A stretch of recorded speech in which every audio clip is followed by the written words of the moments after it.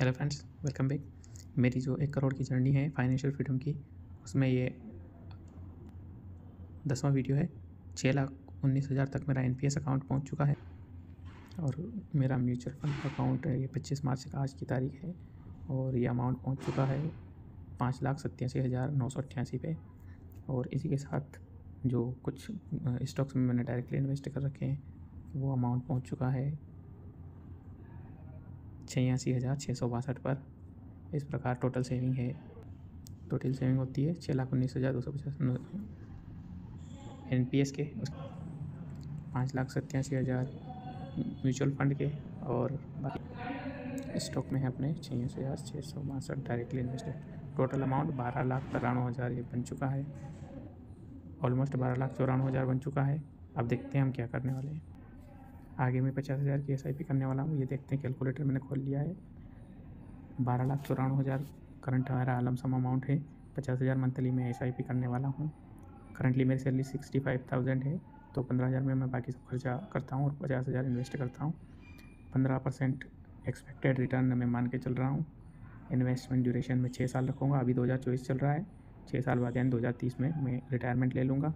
2033 की मेरी एज हो जाएगी, तब तक तो 32-33 साल की एज में मैं रिटायरमेंट ले लूँगा 2030 तक। तब तक के लिए मैं इन्वेस्टमेंट करूँगा। स्टेप अप मतलब कि मैं जैसे जैसे सैलरी बढ़ेगी 10-11% सैलरी बढ़ती है हर साल, उस हिसाब से मैं 10% अपना इन्वेस्टमेंट अमाउंट ऐसे जो है बढ़ाता रहूँगा। और इस प्रकार आज की डेट देख सकते हैं, 25 मार्च 2024 होली का दिन है आज। और ये अमाउंट जो है 2030 तक इस तरह से हो जाएगा। 59 लाख इन्वेस्टमेंट हो जाएगी, 1 करोड़ टोटल वेल्थ हो जाएगा और इसमें 44 लाख सरप्लस मान सकते हो। तो 1 करोड़ मेरा टारगेट अचीव हो चुका है रिटायरमेंट लेने के लिए। तो मैं इससे कैसे रिटायर होऊंगा वो मैं आपको बता देता हूँ। 1 करोड़ से ये इसमें डिटेल्स में बता भी रखा है कि किस तरह से धीरे धीरे हर ईयर के हिसाब से अमाउंट कैसे बढ़ेगा, आप देख सकते हैं। तो फिर मैं रिटायरमेंट कैसे लेने वाला हूँ, देखिए इस तरीके से मेरा टोटल प्लान रहने वाला। 1 करोड़ में लमसम डाल दूँगा SWP पेंशन प्लान में और उसके बाद 50,000 पर मंथ पेंशन लेते रहेंगे। रिटर्न वही 15% का मिलता रहेगा, क्योंकि मैं वहीं इन्वेस्टेड रहूँगा जहाँ भी इन्वेस्ट कर रहा हूँ, स्मॉल कैप, मिड कैप और निफ्टी 50 इंडेक्स में। टेन्योर जो है हम रखेंगे लास्ट 30 ईयर्स तक मैं पेंशन लेता रहूँगा, अगले 30 सालों तक। और फिर देखते हैं अमाउंट कितना होता है। तो 30 साल बाद ये अमाउंट फाइनल वैल्यू हो जाएगी आपकी। आप देख सकते हैं कैलकुलेटर शो कर रहा है कि फाइनल वैल्यू आपकी हो जाएगी 38 करोड़ रुपए। जब एज 60 साल की होगी, जब सभी साथी रिटायर होंगे, तो मेरे पास जो सेविंग अमाउंट होगा ये होगा 38 करोड़। वो भी उस कंडीशन में जब मैं 2030 में अपनी जॉब छोड़ देता हूँ, उसके बाद मैं कोई भी काम नहीं करता हूँ, मतलब अर्निंग के लिए, और पर मंथ में पेंशन भी लेता रहूँगा 50,000 की, तब भी अमाउंट बढ़ के 38 करोड़ रुपये हो जाएगा। इसमें हम इजीली अपने बच्चों की एजुकेशन अलग अलग काउंट कर लीजिए। बच्चों की एजुकेशन के लिए 1-2 करोड़ रुपए, और जब मैं रिटायर होऊंगा तो बच्चे की एज लगभग मैं जो मान के चल रहा हूँ 24-25 साल की होगी, तो उस टाइम पे एजुकेशन के 1 करोड़ अलग कर लीजिए।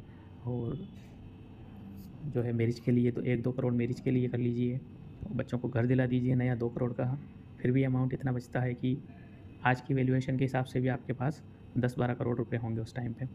और करना ये है कि केवल 5 साल ही इन्वेस्टमेंट करना है। 6 साल इन्वेस्टमेंट करूँगा मैं, उसके बाद मैं कोई इन्वेस्टमेंट नहीं करूँगा, बल्कि उल्टा पेंशन लेता रहूँगा।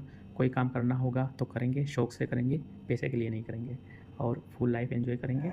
जो भी एंजॉय करना है वो कर सकते हैं और पैसे के पीछे भागने की ज़रूरत नहीं पड़ेगी। ये जो 6 साल में मैं पेड़ ग्रो करूँगा अपना, जो भी आम का पेड़ लगाऊँगा वो ज़िंदगी भर मेरे को फल देता रहेगा। और लास्ट में बच्चों को मैं दे के भी जा सकता हूँ अगली उनके फ्यूचर के लिए 7-8 करोड़ रुपए।